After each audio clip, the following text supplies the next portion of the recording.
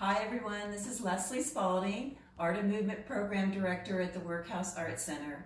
Today we're going to do chair Pilates, and if you have a tennis ball and a flex band or a hand weight, soup can, water bottle, that would be handy, but obviously you just need yourself in a chair. So with the tennis ball, what we're going to do is roll the soles of our feet. This will be really helpful to release tight muscles along the back part of our body. So you'll roll the bottom of your feet really well, and then after 30 seconds or so, you'll transfer to the other foot and roll all the bottom of the foot, the heel, the arch, near the toes. It's all really good for your body. And after you've rolled your feet, you're going to push that to the side, and you're going to sit tall while you rotate your right ankle 5 times in one direction and 5 times in the other direction, and this always feels really good any time of the day. And then we'll do our other leg and then reverse it. So it's a little bit of joint mobilization as we start here. We're going to take our right leg again. We're going to swing our knee 10 times or so. And then we're going to take our left leg and do the same thing. And then we're going to place that down, and we're just going to do a little bit of motion with our hips and our pelvis, going back and forth, getting muscles around the hip socket lengthened and warm and moving. And what we'll do from there is maybe take our rib cage and just isolate that a little bit forward and back.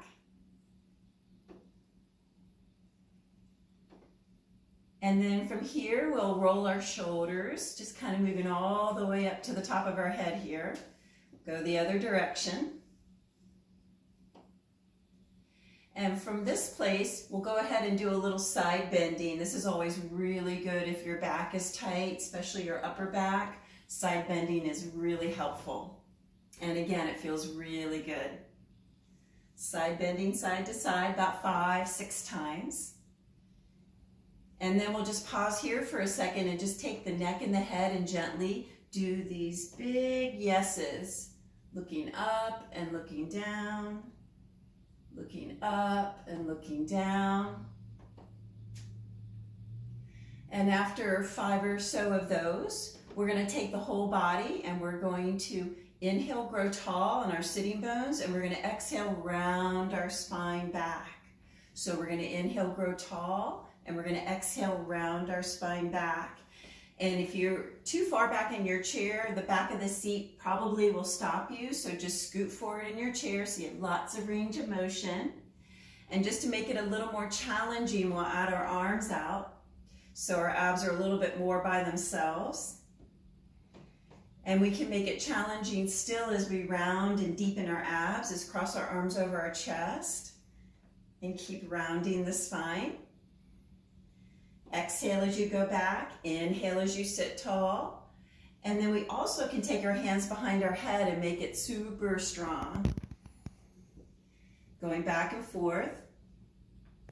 And then the last part of this is to lift a leg and then stack up and sit tall, and lift a leg and stack up and sit tall.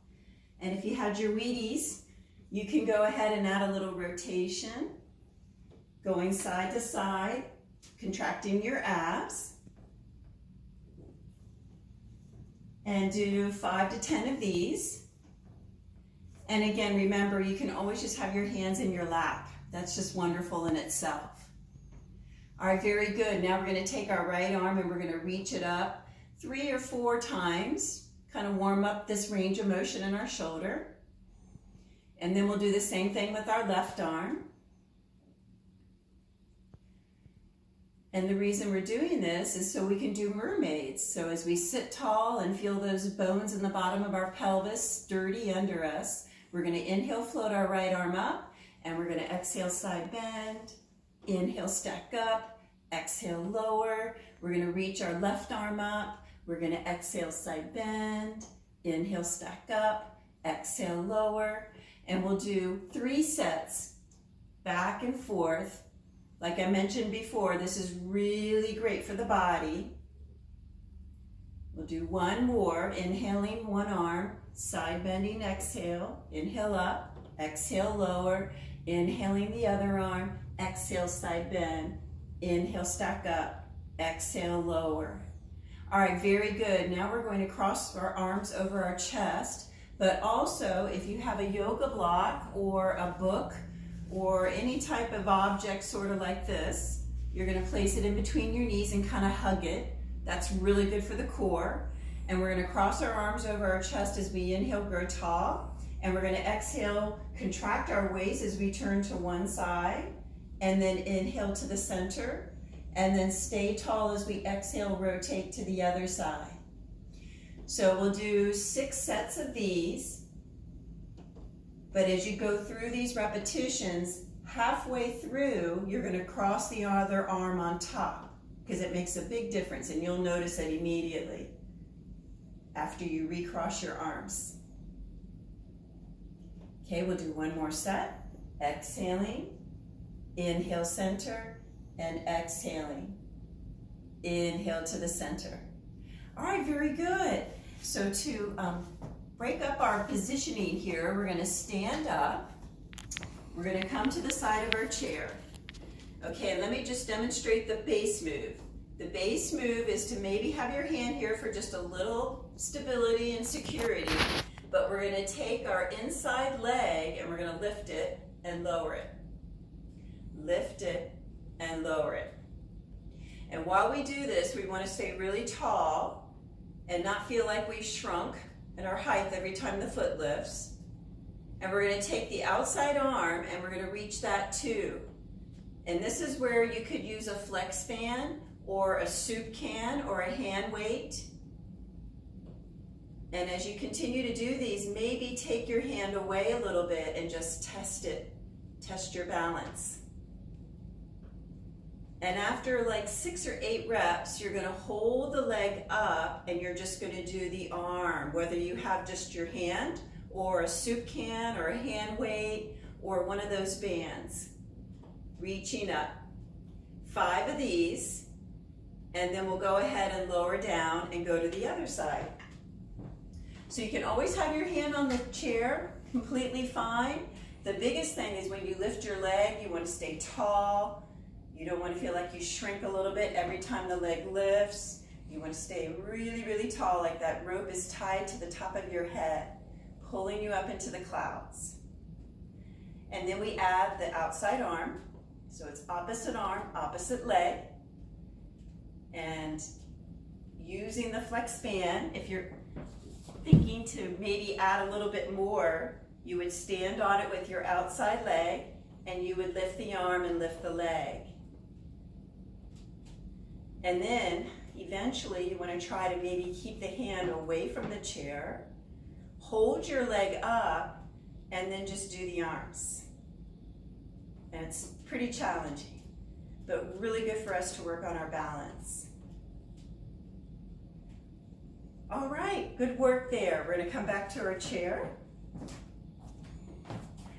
Okay, so in Pilates, we think about our spine and making sure we do all the ranges of motion with it. So, you know, our spine rounds, our spine side bends, and our spine can turn. And our spine can also extend. And that's what we're going to work on right now. This is called the breaststroke prep. So we're going to take our arms out like goalposts. And we're going to inhale, move our rib cage forward, squeeze our shoulder blades down to our back pockets as we kind of bring the arms behind us. And then we release. So take an inhale as you do this big extension, squeezing your shoulder blades down to your back pockets, and then exhale, release. So we'll do 6 or so of these. These are really good for your posture. Feels good too to work those muscles right in between the shoulder blades, and release. So when you do the breaststroke prep, you roll forward of your sitting bones and then release. And definitely gazing up the wall in front of you and release. We'll do one more, squeezing and release. All right, good work. So here's a finishing of a really nice workout, and I thank you all so much for joining me. If you'd like to redo the whole set of exercises, that would be wonderful. And then take a nice walk today. Thank you so much for joining in.